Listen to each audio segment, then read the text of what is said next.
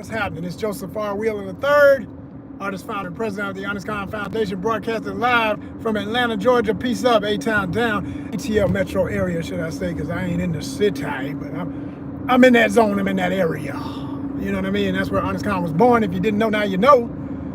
Hope you're not new to this, but true to this. I hope you're one of our monetization nation, meaning you one of the people who are a regular subscriber.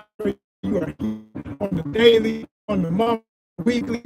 You were talking about you raising money for Memorial Day weekend, and you go over on Instagram and subscribe for $4.99. I'd be like, well, damn, I'm impressed. What else did I say? And you said you could either do it there or you could do $4.99 on Fanbase. Either one, or if you do both, oh my gosh, talk about a friend indeed. Friend indeed. You are one. If you do it like that, then shit. All right, man. I looked up, didn't even realize it cut off. I didn't even realize it cut off, y'all. I did not even know it cut off. We back. So, the signal. What can I do? What do you want from me? Still gotta go though. Still gotta go no matter what. This is the time. Some people might say, well, why do you go live in the daytime? Because when else, man? When else? When else, ladies and gentlemen? When? When? I'll tell you when. Now, cut on the system and I do some gaming content. But nowadays I do that on Twitch. Yeah, you need to be on our ONYXCON #1. That's what it is, ONYXCON 1 on Twitch. So if you want some of the gaming content that's the freshest. Now we got tons of still fresh forever, years worth. I'm talking about hundreds, literally hundreds of videos from me gaming, playing all types of games. So you can watch that anytime. But as far as going live, I do that in the daytime. Live is mostly a daytime activity for me. The only time I go live at night, most of the time, I'm gonna do that for Fanbase. See, that's why you gotta be on Fanbase too. You gotta be a subscriber on Fanbase too. That's very important. Fanbase is very, very important, y'all. But yeah, so like, what we doing, y'all? What we doing is we're promoting for this weekend because, like I say, it's a holiday weekend, major holiday weekend, and I'm looking forward to it because we got 3 big things that happen every Memorial Day weekend, right? Hold on, somebody up here chopping it up. See, I had to set up I forgot to set up my stuff. I got it set up now, so pretty much, unless you're a subscriber, you can't holler. But since everybody was being decent, I'll answer these questions, no worries. So, or at least for the one that was being decent, because somebody else got restricted, so they must have been an asshole. Says who I got for the NBA Finals. Tell you the truth, yo, I don't care. And I know that's, for people who into it, that sounds weird, but that's just me. I had another post, matter of fact. I was talking about all the latest posts we done. I did another post recently where I was talking about just one other reason why I consider myself a casual fan of pro sports, because people get so emotional about it, right? And I used to be there. I had my day. I can relate to the energy because I used to be that person. In middle school and high school, what? My teams? Oh man, I was hardcore. I was serious about that thing. I was, and I'd be all emotional on Monday after football season, every Sunday, any given Sunday, my team didn't win. Saturday, my college team didn't win. I used to be all that mess. I don't care no more, man. I don't be in it like that. I don't and our number one, there's so many reasons, but one of the number one reasons is I did a post. You can go see it for yourself. But I used a now classic viral post where literally he was in his car doing it. I love it's clay. We those of us who go live in our cars and do stuff, we come up with some of that. Because that's another reason why I do it. Like when you got to work during the day like I do and you're in your vehicle, you think of some of the most cool. It's like when I'm walking, when I got time to walk and hike and stuff in the day. Your mind is charged more. I do better even when I'm walking, but because I'm riding, Plies, the rapper, Plies had a video that he did years ago where he's talking about, with his accent being so unique, that's what made it so much more funny. He said, "You mad? Why you mad? You big time mad." He said, "I can't argue with you." His accent, he said argue, he said argue. "I can't argue with you." He said, "Gives you mad? I'm happy." He said, "I just want to make money. I just want to get to some big money." I said, hell yeah. So like that literally said everything I want to say when it comes to being emotional about some millionaires making and billionaires making more money, and the rest of us still in the trenches, so to speak. At least I know I am. I ain't got no qualms about it. I know my reality financially and what I got to face running a nonprofit and being an artist in this art life. I know what it is, what it has been and what it will be, more importantly, because we ain't going to never stop till we get where it's supposed to be. You see what I'm saying? We're going to get there.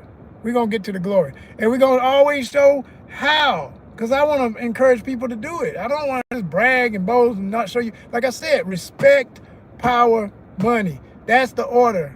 Respect, power, money. Not the other way around. Not the other way around. It's respect first always. Because if you got some people who gonna respect you, man, whether you up or down, they got your back. They with you because they respect you. And then they will give you the power to make money in a capitalist system no matter what's going on. And yeah, you will go through the fire. You know, there will be them times where, you know, other people will use the phrase broke. And I say they're the ones who are broke. They're broken because their spirit is broken. They really think money makes them who they are. That's a broken person. Anybody, I don't care how rich they are. And you keep seeing examples of it with certain celebrities when they show all their twisted habits and they get caught up and stuff. And that's not to say everybody who has money is like that, because I don't like that perception either. I got plenty of friends who do make a very decent living, but they don't treat people like that. They're not, you know, they're not out here doing the stuff that is going on at the White House. They're not out here doing stuff like folk in court now with that Diddy case. You know what I'm saying? They not Trumping and freaking Eloning. They're not living that life. They just some good people that knew how to figure out the system and make their way. And that's what I'm about. So anyway, when it comes to the sports and stuff, like I said, I don't care who wins. I put it like this. I would be happy for certain towns because I got people there. So to see them happy makes me happy. So if New York gets something, I know that's going to make some folk mad because y'all about some Pacers this, Pacers down here, some Pacers versus the Knicks.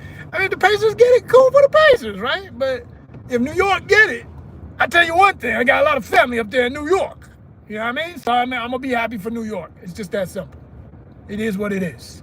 Because it's New York, and I got peoples up there. I got peoples down here that's from New York. I know a lot of New Yorkers, right?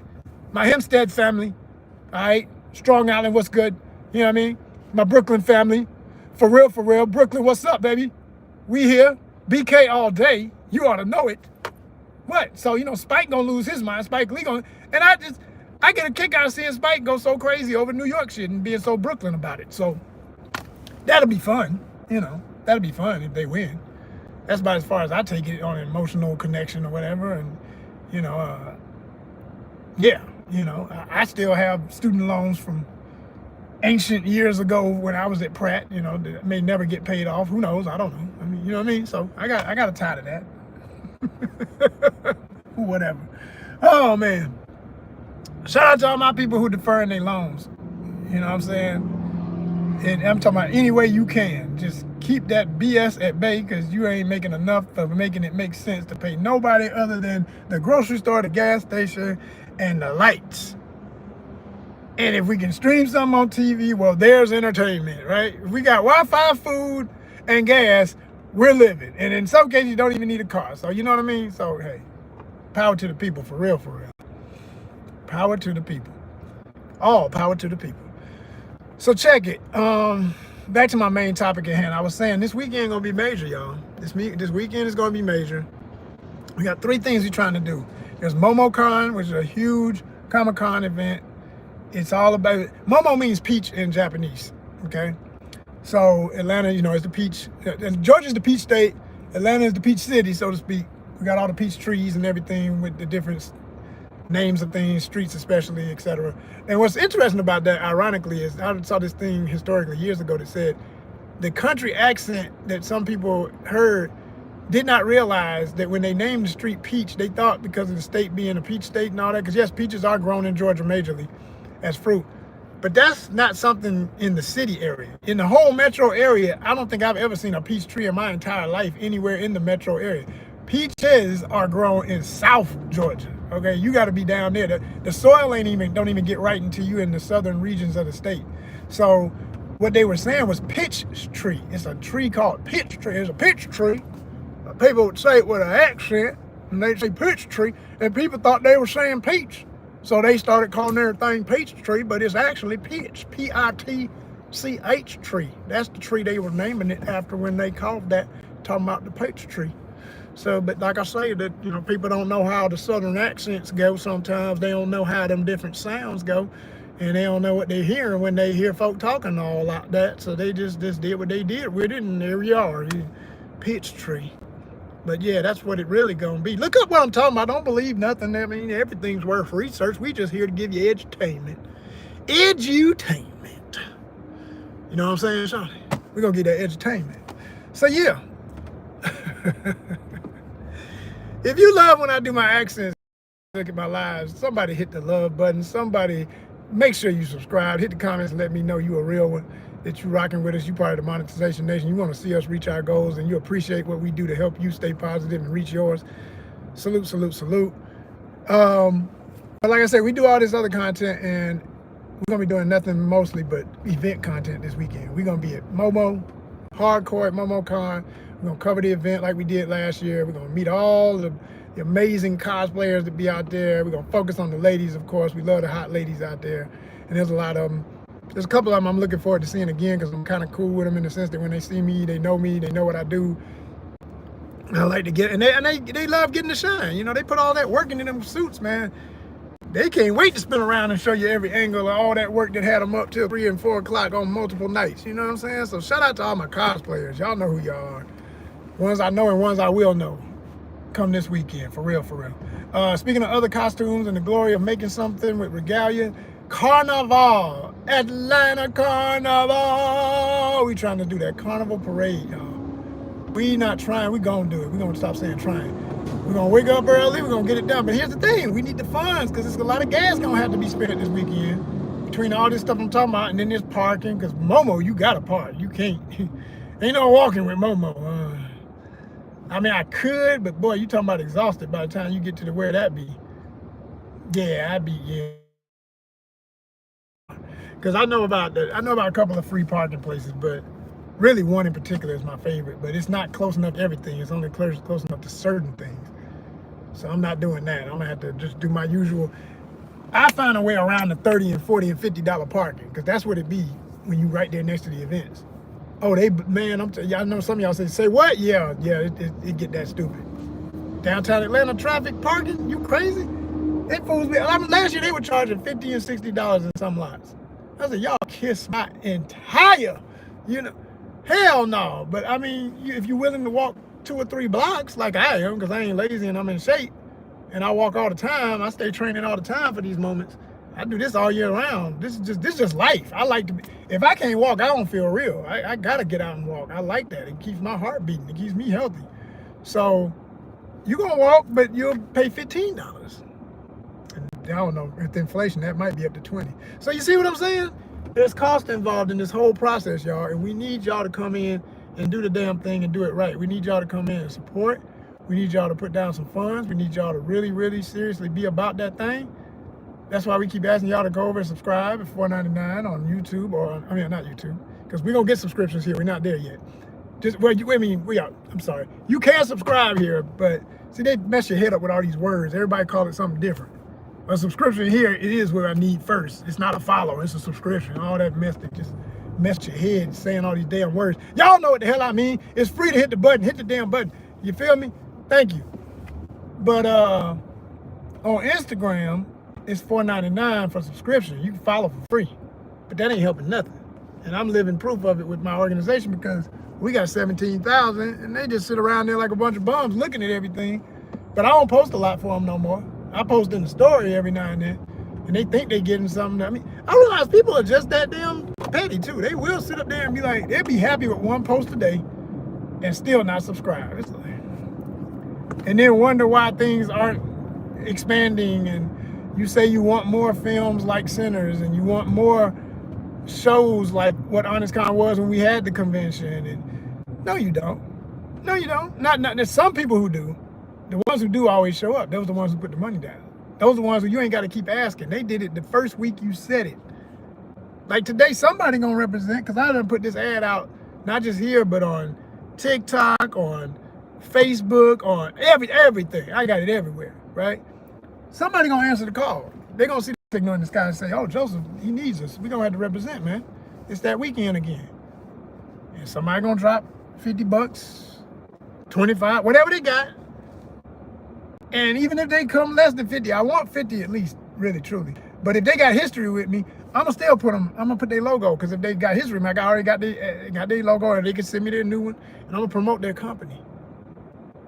Every one of the videos we put out this week gonna have them in it. And for the season, because these are people who support for real. The people who are already at $4.99 subscribing.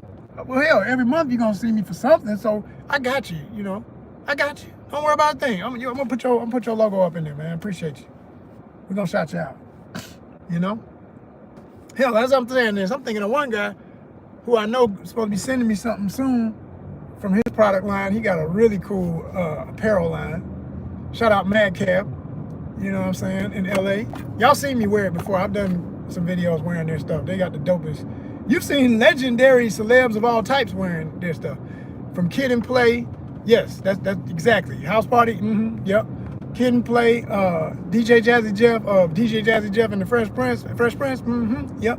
And one of these days you're gonna see Fresh Prince wearing it. He ain't worn it yet, I don't think. At least I ain't seen him in a picture with it. But boy, when Will wear it, I tell my homie all the time, I say, man, you got some serious legends wearing your stuff. DJ Premier, are you serious? We talking about hip hop royalty up in here, y'all. DJ Premier is up on Madcap. Who else be on it? And be rocking it. I tell you what's gonna shatter it all. And then y'all gonna remember me talking about this company when this happens. The one that's gonna shatter it all, they did a shirt for, and so let me tell you, the theme for Madcap stuff is all of these shirts have these Peanut Gang, Charlie Brown style cartoon characters. But it was all based on Franklin, the one little black boy from Peanuts Gang. Okay, that's of course Charlie Brown and all that, Snoopy, the whole crew. And Franklin is so beloved in the black community because we all saw him as, you know, for one thing, Charles Schultz was such a cool cartoonist to even create a black character and make sure there was black representation at a time when he almost lost some of his syndication because of that. And he fought the fight, he fought the good fight. He was determined to keep that character in the cartoon. So Charles Schultz forever, you know, gets respect because of that. So anyway, the brothers who started this, shout out to the Mad Twins, okay, and the homie Chris that runs it directly out there in LA. And so they put this thing together and they was like, yeah, we're gonna do a shirt with Franklin on it. That's how it all started. It was just a shirt with Franklin looking cool in a hip hop style, B-boy style, more modern, not how it was from, you know, 1960s and all that when Peanuts Gang started or whatever. So, or is it even older? Is it 50s? I think it's 60s when it started. But anyway, I don't know. I don't know the exact history of when it started. I had to look that up.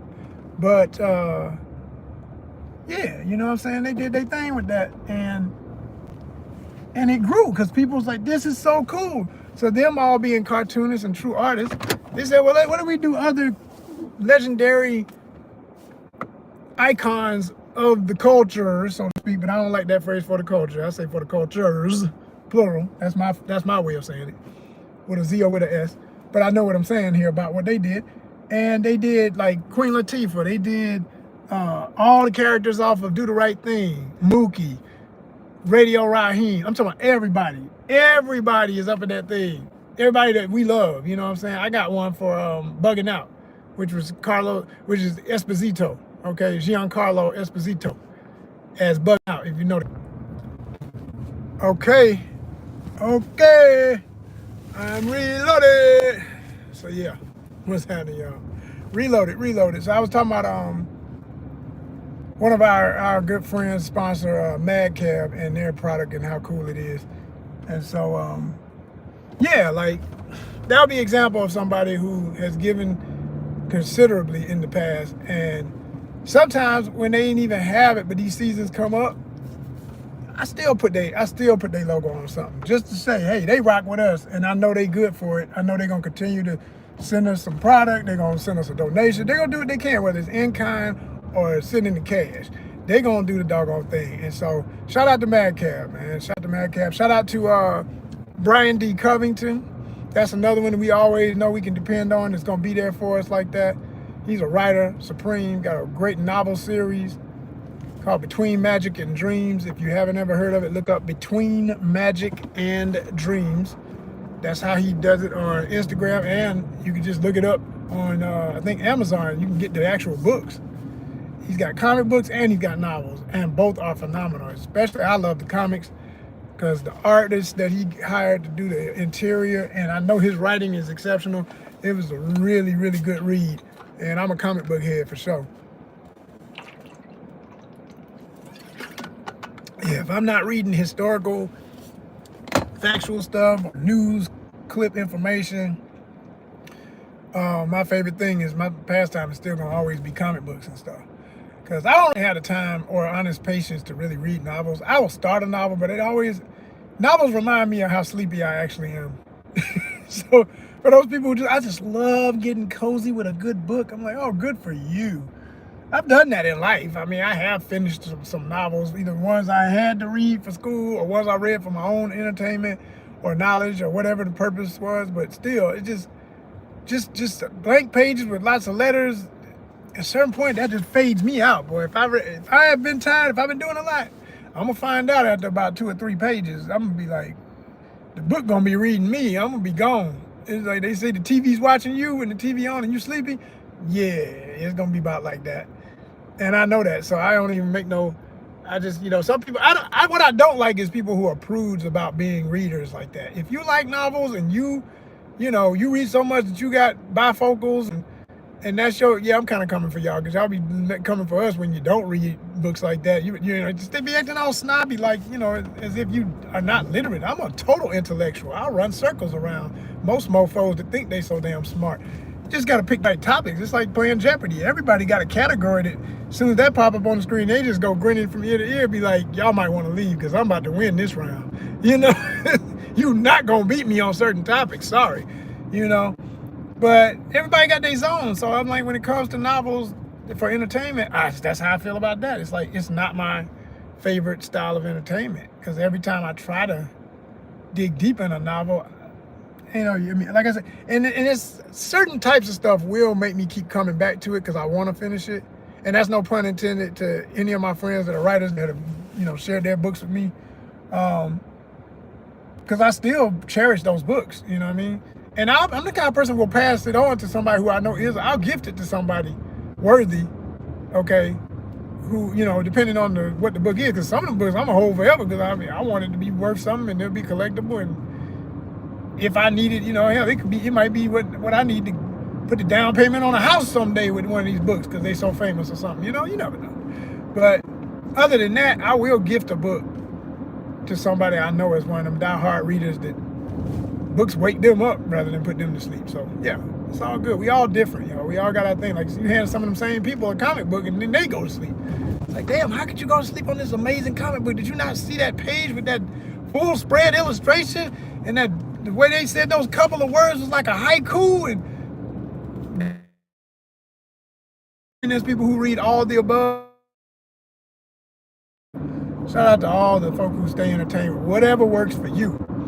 Speaking of which, I did want to mention too, I finished finally watching WARCRAFT, the movie WARCRAFT. I know some of y'all saying, WARCRAFT, that's old as hell, that's old as hell. I don't give a damn about how old it is. Great work, art does not have an expiration date, nor even technically a release date for how it enters my life. I've been knowing about the movie. And I've seen clips and stuff, and I knew too that from just the clips, I said, okay, I know what this gonna be. And it was more than what I thought in that regard. I knew it would be phenomenal visually, which it was.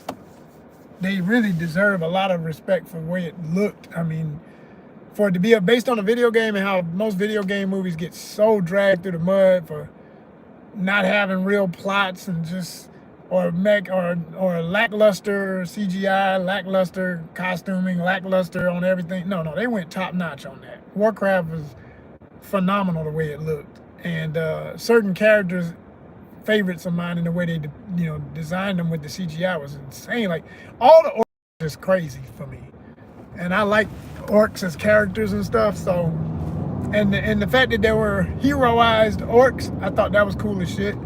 I love that. I loved seeing my girl Paula Patton, her fine self, as the green orc, which, you know, they made her the sexy orc lady kind of thing. But even that, I did, as much as I like her as an actress and I like the character, I still have issues with how the character was placed in the story and where I know it came from, where its roots are in playing off of actual history, and where the idea of orcs or even other somewhat humanoid, always bestial characters have in European lore. And yeah, we about to get deep. So if you about, oh, everything is woke, you goddamn right it is, motherfucker. And we real woke, not that bullshit y'all talking about. We talking about real woke. Real woke is real woke. This is real woke, okay? True woke, right? True woke is based on real facts, not fabricated history and AI nonsense, right? We talking about real shit. So I'm saying the history of where orcs and goblins and ghouls and all that come into play in European history, they in many cases started more or less pure, with no racial implications per se. But then generation-wise, by the time you reach certain times in the history of European cultures, because not one culture of Europe is all of Europe, but particularly those of white Anglo-Saxon people's cultures, okay, those of Germanic roots in their ethnicity, what was something tied to a human acknowledgement of our forever link to the rest of nature became damned when organized, politicized, and economically driven religion came into play. At that particular time in European white Anglo-Saxon groups, especially history, which spread into all other groups too, but that's where it dominated first, that mindset, that British in particular, British imperial mind state. And before that, you could go as far, because there's a lot that led up to the Brits. So even before the British Empire, but anybody, I'll just say anybody of medieval time, because medieval is when it really kind of gets established, when you have the lore of the base of all of these things that play off of something, the concept of a Warcraft, the concept of a Game of Thrones, okay? Game of Thrones and all of these are based on medieval times, especially, okay? So, and then they, you know, with Warcraft, they pull in other elements from other times in the history of real history, but because it's fantasy, yo, you know, hey, not even, okay, we got a boomstick, translation of gun, and what was it, the dwarf said, I invented this new thing, I call it a boomstick. I'm laughing, I'm like, yeah, okay, so where are the Asians then, since y'all got gunpowder now? Where are the Chinese that invented gunpowder? Because you're just skipping all over that with this European dwarf talking about he invented. But you know, again, this is what I'm saying about fantasy, right? So it is what it is, how people do this. Well, I have no problem with fantasy as long as people keep it in context. And I do know enough about real history that when people start doing stuff that I'm like, okay, so I know what that is, and I know who they supposed to be, and because everything's symbolic if you know the history of these things and how they become what they've become by the time you get to a Warcraft, from the video game to the movie, right? So like, if you know the history and how they, like I said, from medieval times, where suddenly creatures that used to be treated with a different type of regard, they were not demonized. They were not automatically evil because they were humanoid. They were the way humans were relating to the rest of nature. It's like, this is a spirit, this is an energy. We praise this. This is a protector. This is a friend. Even if it's a trickster, it's to get you to wake up to know how to do it. Because it was all symbolic. It's the stories around the campfire. It's the things that keep you, when the night falls, you know what not to do and what to do to make it through the night. When the day is up, you know what to do and what not to do to make sure you got enough to hunt and to gather, where to play, when not to play, how to fight and when not to fight at all, etc., etc. Just life lessons. That's where it all started. But it gets corrupted once people want money. And out goes respect at the bottom of the heap, or it gets redefined as something that has nothing to do with it. We got all these new definitions for what respect really is, and what real power is. And then all these new forms of money just take up. So once you got everybody living under taxation and coins being exchanged versus, hey, I'll trade you that for that because I need one of those. Okay, no problem, my friend, and I'll give you another one tomorrow. I'll be back. Well, thank you. All right. Which was the way of the entire human existence until organized religion, organized money, banking systems, taxations, etc., blah, blah, blah, blah, blah, blah. Kingdom, conquer, empire, all that shit, right? And then you get Warcraft, you know, it's all about war, blah, blah, blah, blah, blah. And the music was off the chain. I like the music. That theme song for Warcraft is hard as hell. Well, it's hard. That's some shit we would have played in marching band back in the day. I love it. It was hard. I liked it. I like it. I want to see some HBCU pick that up and play it because it's right up there with the Imperial March. You know, it's got that kind of thunderous, here we come. I love it. It sounds badass. So, there was that. And I'm watching the movie saying to myself, all right, so you got these, all of them ugly as shit based on typical human acknowledgement of what's supposed to be less appealing or less attractive, whatever. But you can say, oh, he looks cool, so I like that guy and I like this guy. And that was just too ugly to like. And of course, they made the evil wizard guy so damn, his lips look like, man, chapstick. He could burn his lips and it wouldn't even hurt. He just popped the blister and keep going. Like, you know, he was rawhide ugly. And some of them's tusks are so cavitied and tarnished with whatever they eating, all raw flesh or whatever is orcs that, like, they don't even look, they just was some rough looking folk, boy. Oh my gosh, some of them orcs was looking really bad, really bad. But that's always how it is with orcs. Orcs ain't supposed to be per se attractive, so except for when they're the cute, pretty mixed lady in green makeup with two little tiny tusks poking out like, you know, Paula looking good still kind of. The funniest scene in the damn movie for me is when the little young wizard trying to make his way into the group is staring at her at the campfire. They on the mission together because she's been saved, which, by the way, well, let me say this and then I'll say that. He's staring at her and she wakes up and she's like, the boy, he wants to lie with me. He's like, what? I want to what? And the older guy who's also got a crush on her starts laughing, but they always butting heads with each other, acting like they don't like each other. But of course, that's supposed to be the sexual tension, you know. And it was never said, but it's kind of obvious. She said her mom had been banished from her clan because, or actually killed by her clan because she had done something that was blasphemous to have given birth to her. So it was obvious. Her mama was an orc and her daddy was a man, was a human, and they got it on. And here she come, right?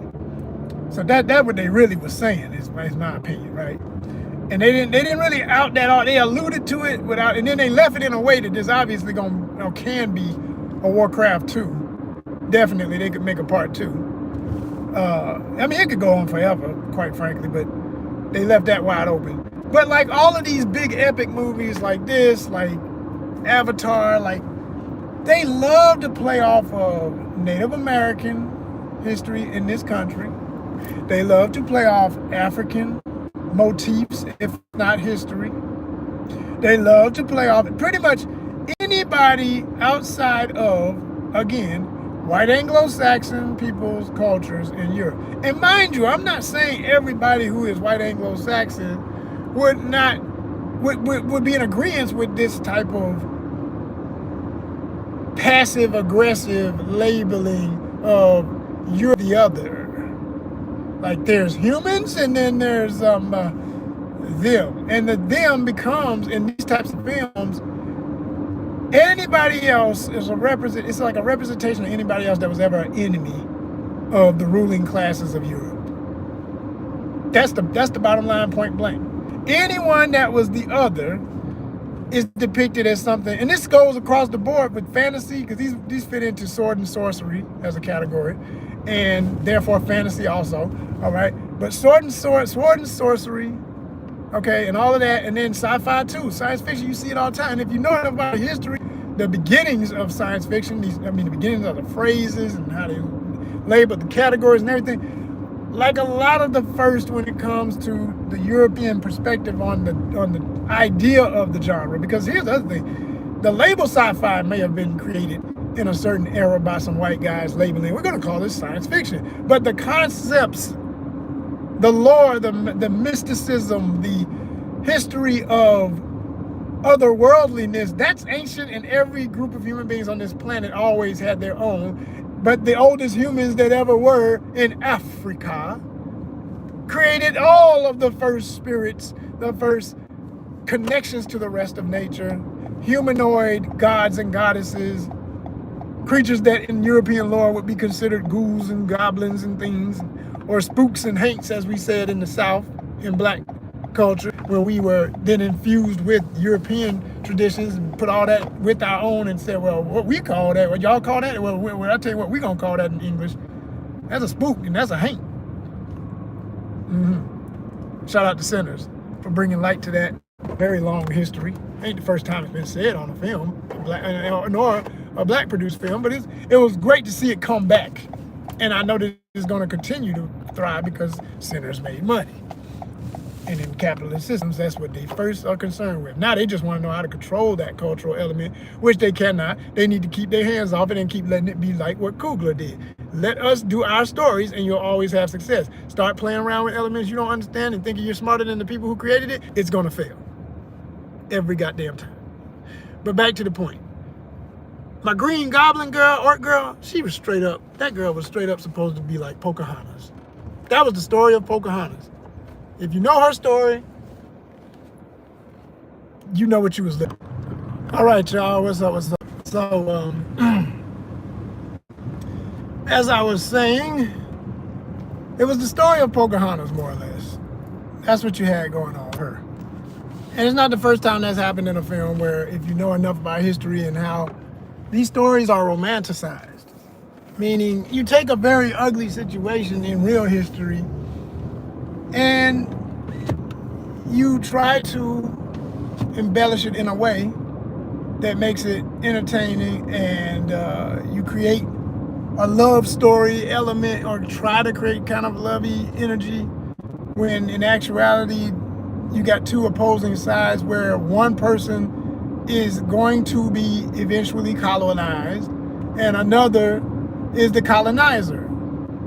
So one group is literally in history for what they represent, the folks who always take over and enslave others, and then the other person is a victim of circumstance, whether born into an already established ongoing conflict between these two groups, but ultimately in the end, the colonizer is going to come out on top with all of the financial wherewithal, the military wherewithal, the brainwashed control wherewithal, because they always find a way to split up and pit different groups against each other and everything. So you already saw that displayed in Warcraft. You already have two factions of orcs that come from a part of another world. Like they didn't even, so here's how it gets twisted. Here's how history, even in a fantasy film, for what the concept is based off of, gets twisted. In Warcraft, the orcs are not even from the land that they end up in, but they've had a long-going conflict, even in their world, with humans. So wherever humans and orcs clash, they got drama, they got beef, okay? That's just history up to a certain point, again, and where orcs and all that come from. I say up to a certain point, because like I say, there was a time when, at the end of the day, humans invented all of these creatures to be representations of energies in nature that we encountered as human beings that we feared and respected. But as time goes on, oh, that's a monster, that's a demon, that's a this, and even demons, daimon, if you look up the word and where it really comes from, what it really means, and what it wasn't about nothing evil. These are guardians. They were like people talk about gargoyles as the one example of where there was something that was other than humanoid, but kind of a creature blended with other elements of nature. It's got a bat's wings, it's got a bear's fur, it's got teeth like a vampire, it's got this, that, and the other, whatever you make up, it don't matter. The only reason why you borrow from all these different things, because you revere the bat because it can do this. You revere the bear because it can do this. You revere the such and such because I eat that. Or I eat about 5 of these things that made up this one thing. Matter of fact, a lot of these creatures represented the whole damn dinner plate of where human beings in a certain region may have eaten. It's like, yo, this one creature represents something we gotta love, because man, as long as they being born, we can eat. We eat them. They good for us. We hunt those. As long as and we got to do it in moderation to keep them alive. So it was, but like I say, when stuff gets twisted, and when controls of, and even you can even add in how domestication flipped the game on human psychology, where some people felt like they're better than somebody else because they force an animal into grazing and labor and things until they're ready to make it a meal. And I'm better than, because it becomes this whole and then you tie it in with religion and all that conversation of having human, oh my gosh, what's my word? The favorite word of all the super Christians love to throw that word around, unless they really know history, and then they don't play with it the same way, because they know it's one of those words of control for a reason. Dominion. You have dominion. Humans were smarter than everything else. Dominion. Well, the same type of people who made that up said that, and also certain humans are smarter than those other humans. And said that Africans were subhuman. They said that Asians were subhuman. They said that everybody but a white man was subhuman. Even his own woman was somehow a little less intelligent than him. Scientifically, this was some bullshit created by the mentality that would push that. That's real history for your ass. Don't believe me? Look it up! It would behoove you to know the facts before you're ready to fight for a lie. So in Warcraft, the orcs are up in there doing what they do. But what's hilarious about it, like I said, even at different times in the film, it was kind of hard to keep up with, okay, so are the green orcs considered a clan that are different completely from the other ones? And mind you, one of the main orcs, who he was like the light, I call him the light, let's just call them the paper brown bag, the brown paper bag orcs, okay? Because, if you light, you all right. If you black, get back. No, hold on, let me say the whole phrase from back in the day. Fools used to say, if you light, you all right. If you brown, stick around. If you black, get back. Now, this is some nonsense that black folk made up to talk about each other. Of course, taught by systematic breakdown of self-pride and acknowledgement of all of what we are by Europeans who wanted to keep control. So, keep them split up amongst each other, talking about who's lighter and darker and all that other shit. To this day, it's still a thing. And I've lived the pain and the effects of it in my own personal life. But anyway, so you got the light-skinned orcs, so to speak, and the darker green orcs, who are only shown generally as being so extra savage. Now, old girl was, like I said, she was of a lesser caste amongst the orcs. I'm talking about Paula Patton's character. So pretty orc, who's obviously mixed with human, is completely, that's blasphemy. She's sullied with human blood, so she, right? Like I said, Pocahontas was an outcast in her group. It was based on Pocahontas, right? Now, by the time and this was full of spoilers, so if you ain't seen it like I hadn't seen it this far along, hey man, just go watch it. That's all I can tell you, ladies and gentlemen. I can't, like I said, when I first started, people come to me, man, that movie's so damn old. Yeah, it is. I just finally got around to seeing it on a streaming app that was available to me. Because I wasn't about to pay full price for something that I might like or might get annoyed with all this stuff that did bother me about it. But mostly I enjoyed it enough, I expected it to be about as shallow as it was on all these different references they always got in this kind of stuff. I grew up on sci-fi and fantasy and it's my favorite genre. So I expect this type of pseudo-racism and direct racism in other cases that happens, and they would deny it, of course. All the creators would say, how would you call that racist? Because it's based on races, and races are a construct, and so is the idea of these fantastic characters representing different cast of human being issues. Because that's what you're doing. You did the same thing in Star Trek. Many historians, it's been written, many scholars have broken it down, white, black, and otherwise, fans of Star Trek still, who are just smart enough to understand what the hell they're looking at. They said, well, hell, when the Klingons first came out on the first episodes of Star Trek, the first time they ever were shown, and they were white actors wearing brown makeup, okay, and they didn't have the ridged foreheads and everything that became the most prolific version of the Klingons in the history of the characters when they started them on Next Generation, because that's where that came from. But in the earlier depictions, the first 1960s, well, that ain't even the first. The true first Star Trek was black and white, but okay. The original one that most people beloved from the 60s, right? Technicolor version. They had brown makeup on, they were white actors, and they would call themselves Klingons.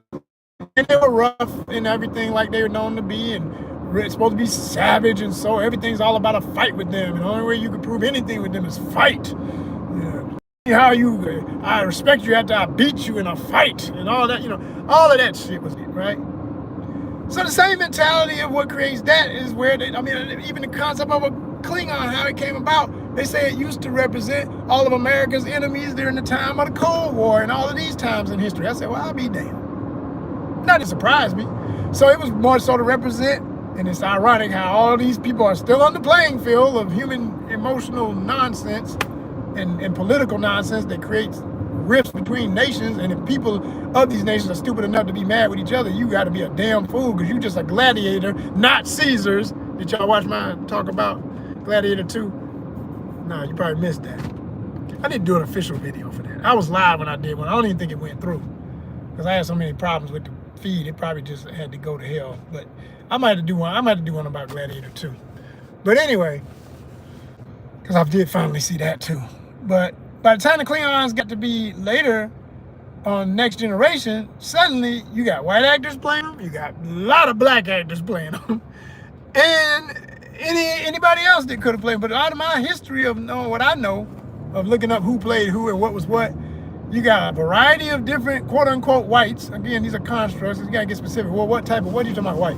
The guy may have been what he considers white Latino, but he's still Latino. This person was Jewish, or this person was Eastern European of something specific, whatever, and then, or somebody got a mix. I mean, we all mix, so somebody might have 5 or 6 different things going on. But you see him as, oh, that guy's white, and he know, or she might know, that they are more than what you would consider white. You'd be like, well, hell, I'm black too, but most people treat me like I'm white. So I play that game until they say something disrespectful, and then I slap the shit out of them if they disrespect my grandmother who was black. You see what I'm saying? Yeah. So no, that'd be the new Klingons, right?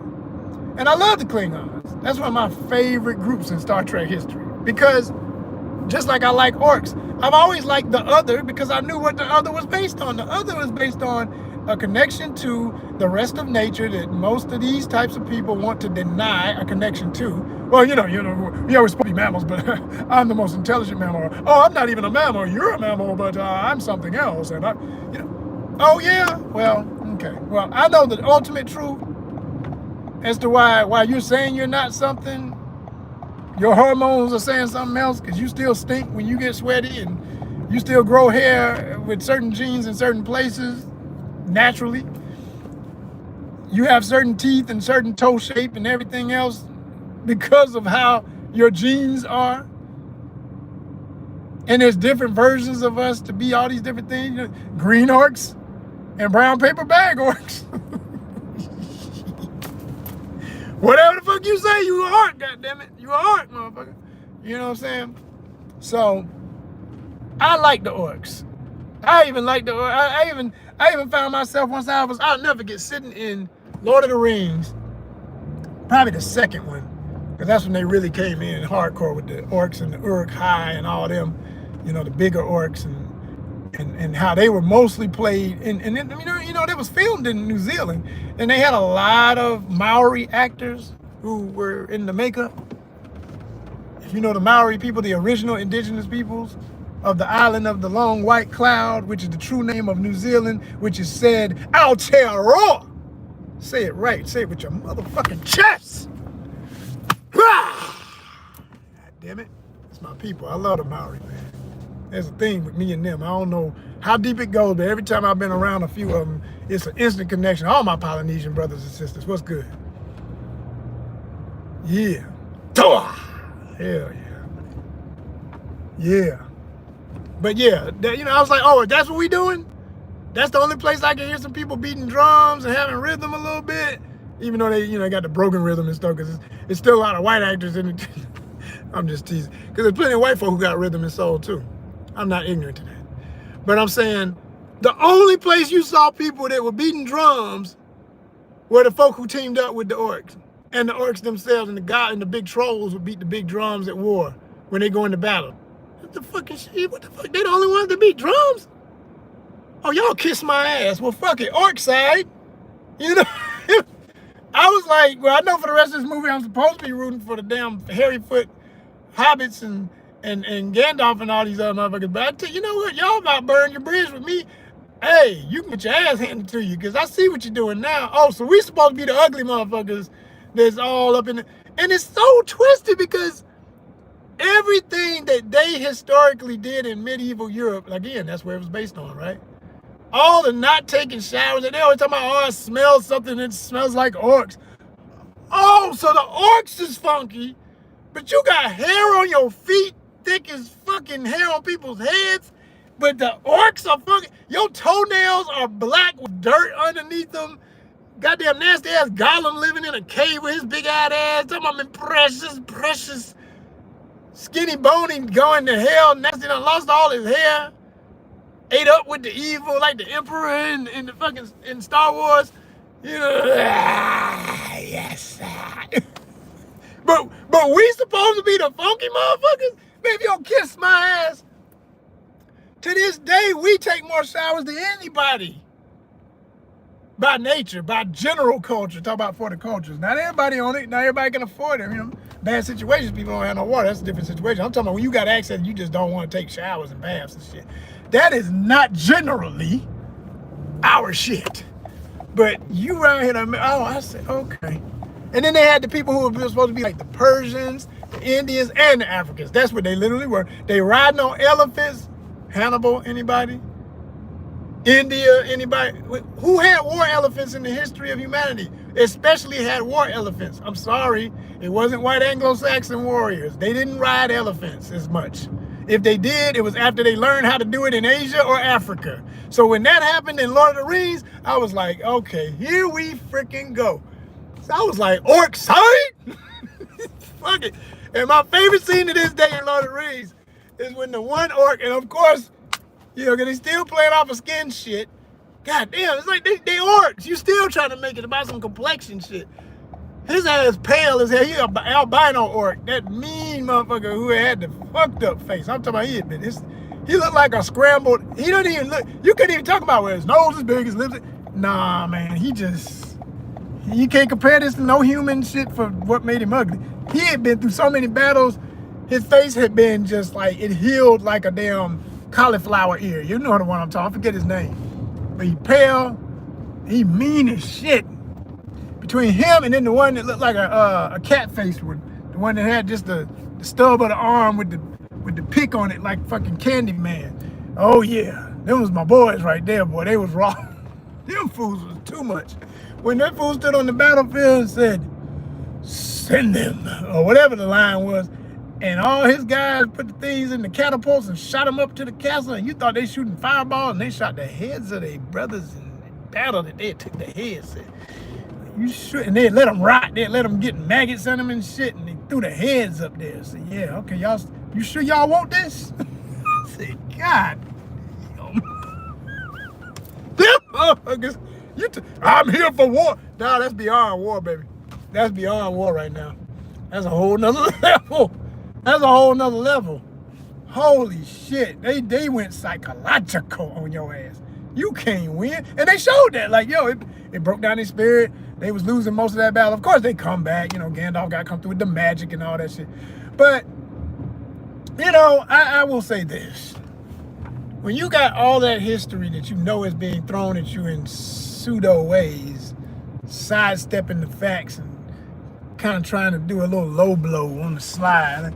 oh, that's supposed to be, well, wait a minute now. The only focus, you know, like I say, it's still based on historical periods, even though, well, it's fantasy. It's fantasy. Everybody want to yell fantasy real quick. As long as you ain't got to deal with what you know a motherfucker said in the damn design room when they said, yeah, and let's give all the orcs the swords that are pulled from actual shapes and styles of forms of warfare in Africa. That's the other, that was the dot on the dotted I and the T crossed. When I saw all the orcs coming across the battlefields and they holding Angolan swords, Angolan, Congolese, and every other group from Central Africa and other parts, West Africa too, all these swords looking like that, I said, oh, okay, all right. And then when I read the history of who Tolkien was and how because he had fought in wars in North Africa and other places, he had a beef. He had a beef. Because psychologically, he want to make it like, well, y'all, these people are the brown demons that are here to destroy us and take the white man's power, and it's a white supremacy concept. That whole belief that you're supposed to rule everybody else and supposed to be able to colonize wherever the entire world. So yeah, I'm not. So here's how it got flipped in. I said all that just to make sure you understand who's in the room, because I know how people are when they don't know enough about real history, and if you don't speak enough of what real history was, they're not wanting to hear the rest, or they want to quickly dismiss you. Or they're going to still dismiss because they're afraid of the truth. So they're going to run. Like, I've been seeing people run this whole lie. They running. They come in and they hear what I'm saying. And, a few sentences of extra intelligent conversation. I don't want to hear what this guy's saying. I might mess around and learn. If I don't like what I'm hearing, I might learn something. So keep running. But one thing about the truth, it's going to get you. It's going to get you, trick. Listen, Warhammer. I'm saying Warhammer. Yeah, that's a whole nother one. But Warcraft, let me stay focused. Warcraft, what they did here, y'all, what they did here is, like I said, amazingly made, well-toned story enough to keep my attention.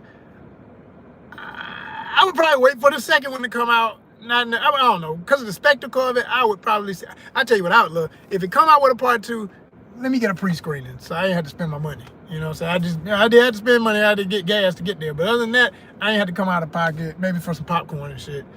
And if that, hell, I may as well pay for a ticket. But, you know, but I would like to see what could happen if people are aware of the intelligence and the savviness of audiences now, and everybody's not asleep at the wheel anymore when it comes to these genres, and we want more. So if they maybe gave it to somebody else to direct it, and start more diverse cast, because yeah, black folk were in the kingdom. They did show some black soldiers open some doors when, you know, the white ruler and the king, white guy walks in and they stand at attention. Yeah, we good, but they good for giving a couple of us some roles. I'll tell you, I'm in Hollywood if you didn't know. I'm in the biz. I know about what kind of roles are possible depending on who's directing and what kind of film it is, right? You know, a light-skinned, mixed, gorgeous black woman who's beautiful to black folk like me. I love Paula Patton. She's sexy as hell forever. All the way back to Idlewild, the Outcast movie. Idlewild. If you've never seen it, Idlewild. Check it out. You'll love it. It's classic. It really is. It had to grow on me. When I first saw it, I thought it was just good. Later I saw it, I said, man, this is brilliant. When you really think about it. What they did with that was absolutely brilliant. So yeah, Idlewild is a classic. But they also have other movies she was in, like, I'm trying to think of the one. Ooh, I love that movie. The rich black family and the poor city black family, and the daughter is from the rich family and the guy's from the city family in New York, and she and him get together and they just got to deal with all the bullshit up to their wedding because the family trying to pick them apart, and they still find a way to the altar and jump the broom. Was it Jumping the Broom? It may have been called. I think that was that one. I think it was Jump the Broom. Paula Patton's a hell of an actress. But see, it's easy to sell a Paula Patton, and they know that. It's like, yo, if you got somebody mixed that looks like both sides, she looks enough like her white side to appeal to white guys and fantasize about black women who look like that. And then to every black guy who likes black women who look all the different ways they look, and including light skin with certain pointy features and everything.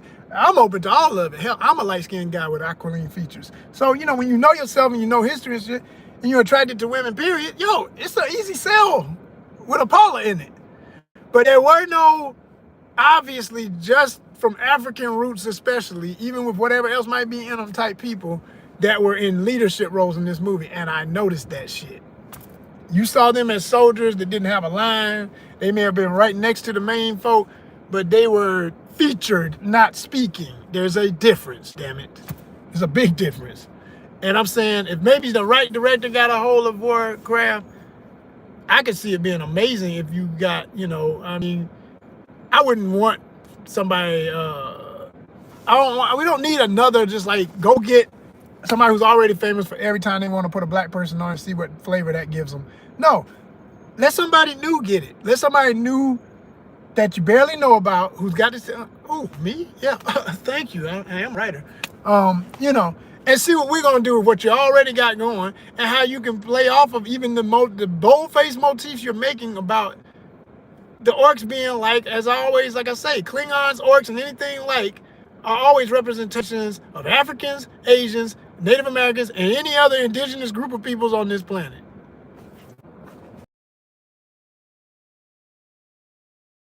So always you see orcs, Klingons, or any other type of humanoid, ruffian, warrior-based tribal. They're the tribal ones. It also represents tribal Europeans too, to this day. Anybody who lives off the land because they are from originally tribal groups that always lived off the land, were nomadic or had small townships and things of that nature, small village situations. Once city mind state came in, it became us versus them. And systematically, historically, and psychologically, through the arts, one group of power, city resources are what build these movies with all these huge budgets, but they use it to sometimes tell the story of the noble savage, which if you know that concept and what that really means, when Europeans, after we've conquered you, there's a few of you make into icons. And then it takes years to get your head off the side of a helmet and rename the team, the Commanders, in DC. And you got people who to this day are still ready to fight and mad about the name being changed from Redskins when it was from the damn beginning, literally a racial slur. Holy shit. But yeah, that's how sick it can be when you drill somebody's brain long enough. At some point they break and they just like, I don't want to fight. I just want to be with some winners and some folk doing something fun, and I don't want to. And I get why that happens, but what's at stake is what ends up happening as a result. And if the result is too much of a problem, if it's always about function versus dysfunction. I told you, I don't deal with good versus bad because it depends. It's subjective. One person's vision of what is good be all fucked up, and then what they call bad be all fucked up. You're like, you think what? All you gotta do is look at what the results are. That's it. And now I will say that there was that part in the writing that once I saw what was being established for who the orcs really were and what they were representing, because you saw the whole, it kept, you even using the word clans. The only folk who said that, that's old European folk who lived off the land, and Scottish, okay? All the way back to I always like to say, if you want to get the real root of it, because it gets specific with different groups, but they all tie back to a core mother group, so to speak. So it's the Gauls. It's the Celts. It's what became the Celts and all that. It's the Gauls. The Gallic groups, all those had clans, clanship and everything. And this was all over Europe, but because it was such a big part of that culture, Scottish in particular and all that, I think that's what you're looking at. You always look, and that's always an undertone of European historical mythology. In Warcraft, basically the ruling aristocracy of the One Kingdom that gets invaded, which is, oh, I didn't finish saying that. I gotta say that. It gets invaded by the orcs. Wait, now see, here we go again. You're trying to mix your shit, but you're still representing other people. If you want to say, oh yeah, well, when the Scots were fighting what became the British ruling class or whatever, or the British ruling class was fighting them, well, who started the fight? But no, you make it like they came through a portal just to mess with y'all. Y'all were at peace. You had everything wonderful. You're a warrior kingdom. Why you had to be warriors if everything's so peaceful? At one time, you was kicking somebody's ass, killing them to create this empire. That's the only way you have an empire. Empires don't have to exist. They're a result of people wanting to control other peoples and control their lands and resources. That's all an empire is. You can't call anything, so I don't like people, everyday people, who go to work every damn day, get a job, make a little bit of money, start an independent company that still got to pay the state that they live in, the country they live in, all the rights to even do business. But you talk about you got an empire. You don't have a fucking empire. You just got a business, man. Chill out. It's a business. That's all it is. It's not an empire. Unless you got people ready to die, and I don't mean no block with no gang or no set or no crew or no fucking whatever you got that you can count, that ain't what I'm talking about. I'm talking about when your resources are so thick that whole countries are saying, if they touch you, we got your back. That's an empire. You understand? There's a difference. And it's only an empire even in that regard when you are trying to control other people. If you just like, we mind our business. We're not trying to control nobody else. We're not trying to just put our foot on nobody else's neck and keep them down. Hey, if you want to be with us, cool. You want to do trade with us, cool. But we're not forcing our ways on nobody. We don't need nobody else to do what we do. We're happy. We got enough of our own people doing what we do. We don't need the whole world. I don't need to look over and see other groups of people that don't look like enough like me to say that they're me, but they're people doing exactly what I do when I wake up, or dancing how I dance, eating how I eat. You don't have to. Just respect that I'm here and I respect that you're there. And if I come visit, if we get to a point where we're friendly enough that we can visit each other's nations, you don't harass me, I don't harass you. We're guests in each other's home, and when it's time to leave, we leave.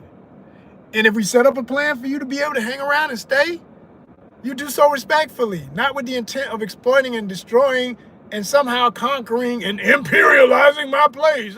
Oh, damn. Why you think countries that didn't have visas are now saying we got one? Because we see these Americans, if so many of them believe in the mentality of nuttos in the White Office, the White Office, that's perfect. The White House, then yeah, we're going to have some issues, man. If they think like that, they know we don't all, but they're like, oh, we don't know how many do. We saw the voting results and we just trying to make sure we good, because too many of y'all was coming over here, and we see how some of y'all acting when y'all get drunk in the bars and all this stuff. So man, guess what? No, we got a visa on your ass. We didn't have one, but now we got one. We got to put some parameters up. You got to know you can't. You're not gonna come over here and take over. You're not gonna control. You're not gonna do this. You're not gonna do that. You're gonna do what we gonna tell you can do. And if you ain't, you gonna get your ass out. You're gonna go to jail. And going to jail here is not gonna be good for you, because you got no rights. None. You know? So yeah, man, it's so man, I had a big problem with that part of how they went through the portal and all that, because I was like, okay, so now that I know you were mixing up again, so you got the orcs supposed to be like the Scottish kind of, but they also like Native Americans, and they also like certain Africans, and so what the man? Those people didn't do that. We didn't do that like what you trying to make this like. The groups you imperialized and colonized did not come through portals for you. You did though. You figured out a way to come all the way to the other side of the damn globe, late with it, because everybody else had been sailing. But instead of selling and doing trade like everybody else had been doing for centuries, and understanding we got a couple of places here. We got townships where we're part of the economy and stuff, but this is not our country. We're here as guests. No, we don't want to just be guests. We want to enslave everybody and take everything. You made the orcs that. And the motherfuckers who actually look like what that was in reality, you made them royal regal kings and queens and really fancy outfits and beautiful armor. Because I love all that armor and all this shit. I always said the only thing I need from medieval times, give me the dragons, the creatures, and the knights. The knights' armors, quite frankly, they can be ghosts, because the people in them suits was full of shit half the time that they was fighting for all that stuff I'm saying that was messed up. But the armor itself looks cool as shit. So yeah, they had all that, and and this is where a lot of, I think, well-meaning people in modern times in America writing get it twisted, trying to deal with all these historical elements and put them in the same pot of gumbo. If you can't be honest with yourself about these characters to say, okay, I am depicting a representation of this through that, and this is meant to be this and that. Well, how much of that even has anything to do with that? You know, you gotta be, because your audience, if you're from a mostly white American Irish family that also has other folk in them, but that's all y'all know yourselves to be, right? And maybe you've been back to the homeland, you've been to Ireland. Great for you, cool. And you know what it is to live in, let's say you're from Boston. Okay, great. You know Boston life and you know a little bit about Ireland. Maybe you've traveled, so you've dabbled in other countries because you got your passport. I do too. Good for you. Travel is the way to go. I love travel. But when you're visiting a place and you get a little couple of experiences and things like that, and then you come home and you want to write your fantasy, and you want to base it on people you saw in these other places and things that you may not have completely even understood when you were looking at it, or seeing certain festivals or traditions or stuff that people do or why they do it. And if you're in denial about how things got how they were when you were there visiting, well, when you try and translate that into a character that is fictional, you got a great responsibility as a writer. And I personally think you don't have to take it serious, what I'm saying, but you can see with movies like Avatar and Warcraft and all the others, but especially I also use Warcraft as Avatar as an example. Man, the statements that were made about that movie and the intent of the storyline, it made it all clear why it is a hot mess with a beautiful visual code. Like it's made at the top tier of CGI. But when you find out where the mentality was, oh my gosh.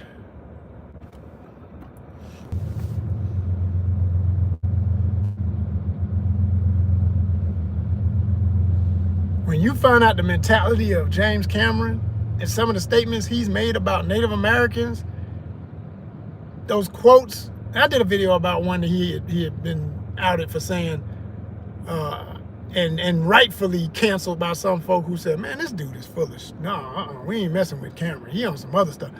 Because he's got a fantasy as a very privileged white guy in America who is a legend in Hollywood with all this money and clout, to make a movie on that level with that kind of budget.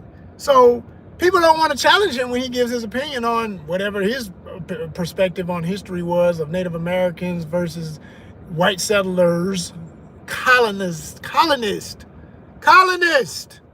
it, call it what it is, imperialism. The imperialist. He don't want to face what it really was. So you always want to soft-hand it, and you see it in the movie. It's like, there's got to be this kind of, they're not all bad in their intention from the beginning. I mean, they just wanted another world because they had exhausted all their resources, so now they want to come and fuck this one. And then you want to make it like, well, he said a statement. You can check it out for yourself. And this isn't a direct quote, but in so many words, he tried to say he thinks that if Native Americans knew what was coming when they started dealing with Europeans, they would have fought harder. I said, here's an asinine statement to make from someone who obviously went to sleep in the first class, if there was ever a class he took, because here's what I take for granted sometimes, is that I got real teachers in college and in high school and in elementary. My black teachers taught me, and even the white ones later in college, some of them that were aware, but mostly all my black teachers growing up from grade school, elementary through high school, the ones that were intelligent enough to really know real history, I was lucky to have some real history teachers.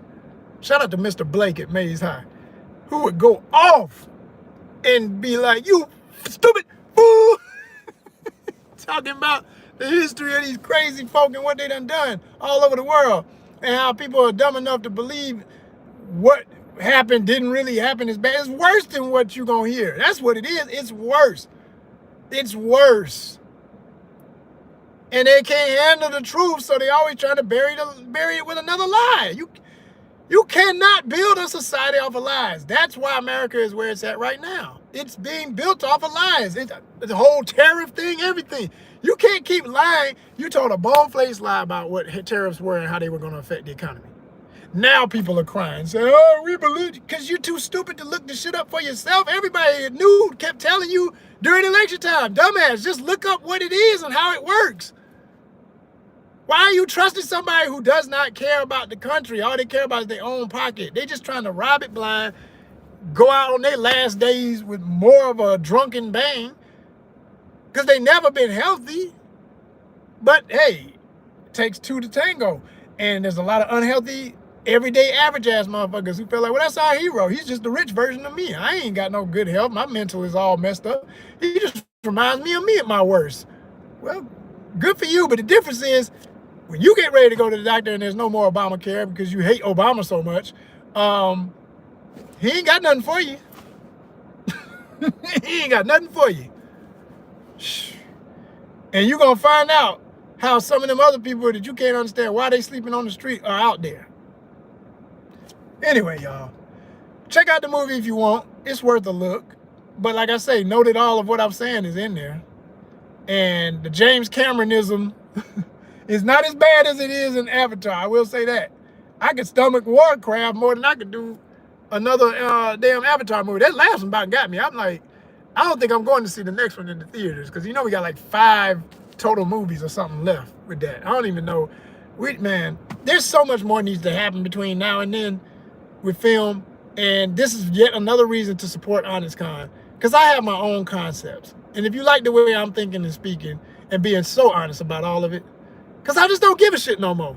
I done learned what the hell's the point of being so scared about saying what you really think about anything when tomorrow motherfuckers might do something that starts World War III for real. Who gives a fuck? Just say what you want to say. Make sure there's somebody who loves you and keep on pushing, y'all. Much love. Peace.